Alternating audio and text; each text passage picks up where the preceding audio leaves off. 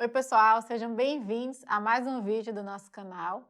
Eu me chamo Deise, estou aqui com o irmão Daniel. Olá, irmã Deise, obrigado mais uma vez por estarmos aqui. Obrigado a todos. Então, hoje o nosso tema é um tema que é complexo, mas que a gente quer trazer uma simplicidade, né, na explicação e também na visão da espiritualidade aqui com o apoio do irmão Daniel. O tema de hoje é a psicopatia na visão espírita. Como que a espiritualidade, né, vê isso? Segundo, né, a própria medicina, o psicopata é o indivíduo que ele é um ser perverso, detentor de distúrbios mentais graves, que afeta a maneira de interagir com as pessoas, tendo comportamentos que são ditos irregulares, antissociais e tudo mais. Esses distúrbios que a medicina, né, fala que tem e que são mentais, por ser mentais, esses distúrbios vêm do nosso corpo mental. A gente pode dizer que esses distúrbios podem ser lesões que o próprio indivíduo causou nesse corpo mental e veio a manifestar com esses comportamentos enquanto encarnados? Primeiro, temos que ver a questão do processo do indivíduo, não é? Que não é a primeira encarnação que ele está vivendo, ele tem acúmulos de experiências e que muitas vezes são situações traumáticas. Então, nesse processo de reencarne, ele vai buscar em seu inconsciente algumas marcas que vão produzir até mesmo lesões no cérebro, não é? Então, é um processo antigo, não é assim de uma hora para outra. Ele já traz na sua matriz encarnatória várias informações. Então, o psicopata, ele, como muitas doenças do tipo mental, não é? São trazidas já de encarnações passadas.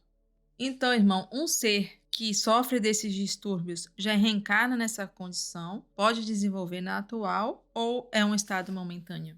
E que nós falamos momentaneamente depende do que você está dizendo, não é? Porque uma encarnação é longa. Esse ciclo encarnatório, estas doenças mentais que tem por aí, não é agora. O cérebro também foi afetado, mas porque tem uma causa anterior de encarnação passada. E isso não é temporário. O psicopata, ele não tem como se recuperar. A medicina, a ciência humana não tem. Porque uma coisa do espírito pode até tentar aliviar as lesões, colocar alguns remédios, não é? Mas cura não.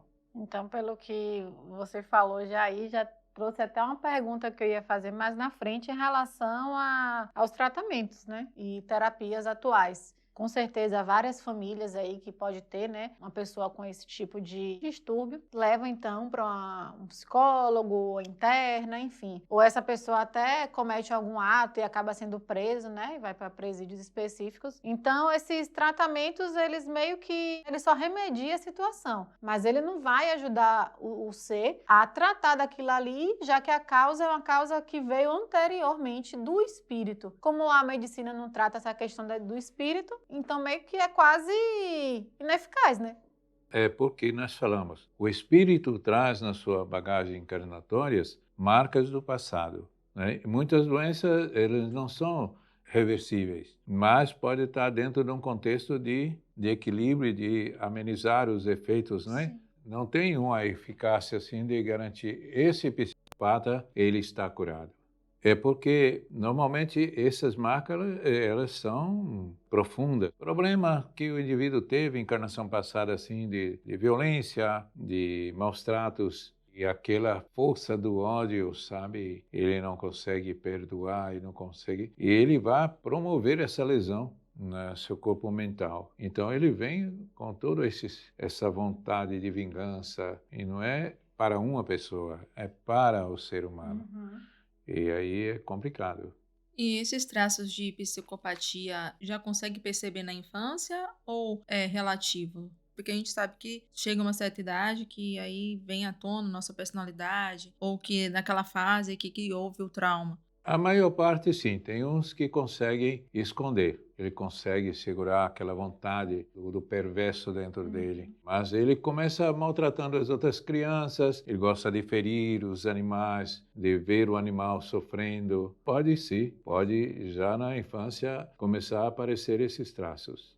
Então, irmão, assim, a gente sabe que ninguém sofre à toa, né? Digamos que uma pessoa que sofreu algum ato ali que o psicopata, sei lá, vamos botar aqui numa posição. Eu fui vítima, entre aspas, de um ato de um psicopata. Sabemos que eu, na situação, no fundo, eu não sou vítima, né? Eu atraio através das vibrações ou através de alguma coisa que eu preciso reparar comigo mesma, passados. Mas como que fica o comprometimento desse ser? Porque, como você falou, ele já traz essas marcas, né? Traz essa raiva, esse ódio, e nem endereça assim a uma pessoa específica. Qualquer ser humano já é um instrumento ali para ele dispersar aquele ódio, aquela raiva. Como que fica o comprometimento dele, né? Porque, como disse Jesus, o mal é necessário, mas é daquele que o provoca. E a maior parte dos psicopatas, além de vir com essa lesão mental de encarnações passadas, normalmente ele vai para um lar onde ele também é pressionado através dos maus tratos dos pais, da família, entendeu? As provocações para que ele resista. Mas a família, a sociedade, tudo faz parte disso, porque ele não está direcionado para aquela pessoa que fez um suposto mal na encarnação passada. É a força dos instintos animalescos que o psicopata traz dentro dele.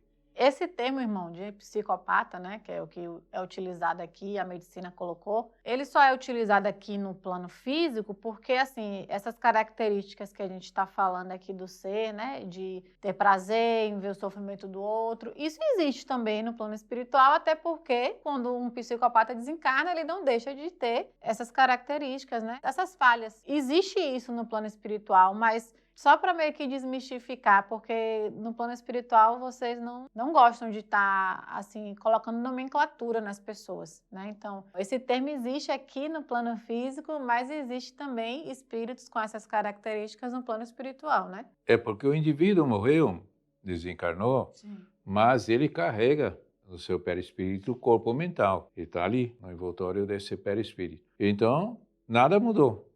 Ele leva com isto. Agora, se ele vai acessar estas coisas, se não vai, aí também é de cada um e de cada situação. E seria possível tratar um psicopata sem precisar excluir da sociedade?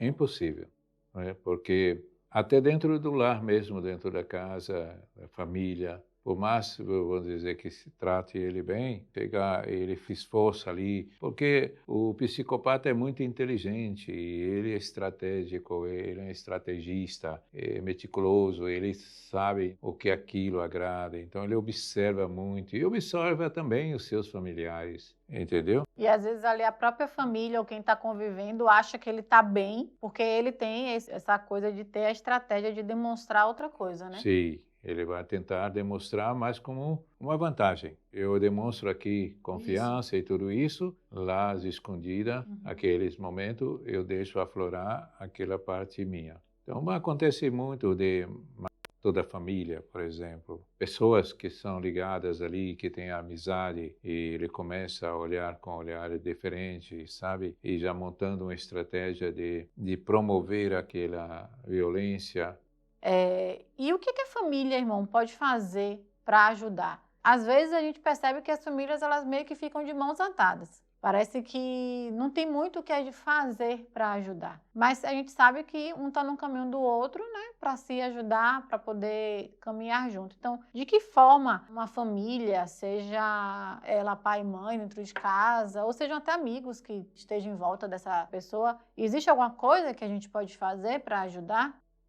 A melhor forma e estratégia que nós podemos falar é buscar envolver o indivíduo que demonstra qualquer desvio dessa conduta que leva ele a estar violento, precisa ser totalmente um psicopata, pode ter outras anomalias que venham deixar ele violento. Então, é o amor. Porque o amor, ele é capaz, pelo menos, de atenuar aquela fúria que está dentro do indivíduo. Não que ele vá, né, vamos dizer assim, que você pode dizer ele está curado, mas ele está sob controle. No caso de encarnações futuras, dessas pessoas. Pode ser que ele venha ali no plano, porque ninguém vai fazer um plano de que vai nascer para machucar as pessoas, praticar o mal. Eu acredito que no momento que faz todo o plano reencarnatório com apoio da espiritualidade, é feito um plano, claro, ele vai passar por desafios, mas não é para estimular ele a fazer aquilo ali, ele vai ter que controlar. Mas é possível que ele precisa, ele mesmo com a necessidade, nasça com algum tipo de deficiência, algo que venha limitar ele na encarnação futura? Como nós falamos, não dá para mensurar o tempo que vai levar para curar essas enfermidades. Mas cada momento, cada situação vai nos levando à evolução. E a evolução é superação. Então, por mais que ele tenha feito o suposto mal às pessoas, ele vai também ter a oportunidade de se redimir. E em outras encarnações, ele começar a salvar a vida, ajudar pessoas. Muitas pessoas que hoje se destacam no meio da multidão, né, da humanidade, isso tem característica também de compromissos reencarnatórios, de pessoas que fizeram barbáries e agora precisa, né, se redimir diante da lei que está impressa em sua própria consciência. Então, ele quer fazer o bem. Todos nós, por mais desvirtuados que estejamos, nós vamos um dia ter que chegar naquele ponto que é a consagração da nossa evolução. É bom ouvir isso, porque às vezes a gente acha que aquela pessoa, né, como você falou, que se destaca por ajudar muita gente, ou por ser, como a gente diz aqui, uma pessoa muito boa, sempre foi boa, né? Nunca praticou nada de ruim, ou nunca fez nada de errado. É bom você trazer isso também para esclarecer a gente. E o homem, falando de espécie humana, ele tem um histórico no seu processo depois que veio a consciência individual saindo do reino animal, um histórico de pura violência. Se você vê a história da humanidade, até a própria relatos bíblicos, não é? Da violência, de tudo aquilo ali em nome de Deus e tudo isso. Um psicopata, ele está trazendo também situações que viveram no passado mais distante, mas os chamados bárbaros cometiam atos de psicopata assim naturalmente. A questão do psicopata é que ele, no seu individualismo ali, ele arquiteta o plano de pegar a sua vítima de uma forma mais cruel possível, de não matá-la, de deixar ela sofrer. Mas isso existia muito no passado. Então não tinha essa articulação que o psicopata ele pode passar meses, até anos, fazendo uma estratégia, montando uma estratégia para depois atacar. Tem tanta coisa, o histórico da humanidade é triste. Mas se for ver o que você falou, a gente está crescendo um pouquinho, mas tá, né? E lembrando, se você gostou do vídeo, por favor, curta, comente o que você achou e compartilhe com as pessoas que podem se interessar por esse assunto. Irmão, então você poderia nos dar aqui uma orientação final, esclarecer um pouquinho mais o pessoal para a gente encerrar esse vídeo? A meu parecer, a minha palavra final desse vídeo é simples. O amor é o remédio para todas as doenças, seja ela física, emocional, mental, espiritual.